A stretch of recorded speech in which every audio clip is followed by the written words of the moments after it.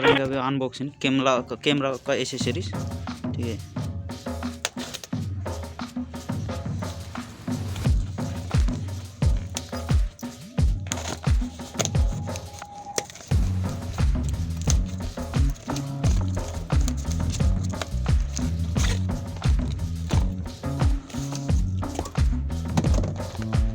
Camera accessories आप ये helmet में लगा सकते हैं, आपको एक्शन गोप्रो के साथ, या फिर आप अगर मोबाइल के साथ भी लगा सकते हैं। तो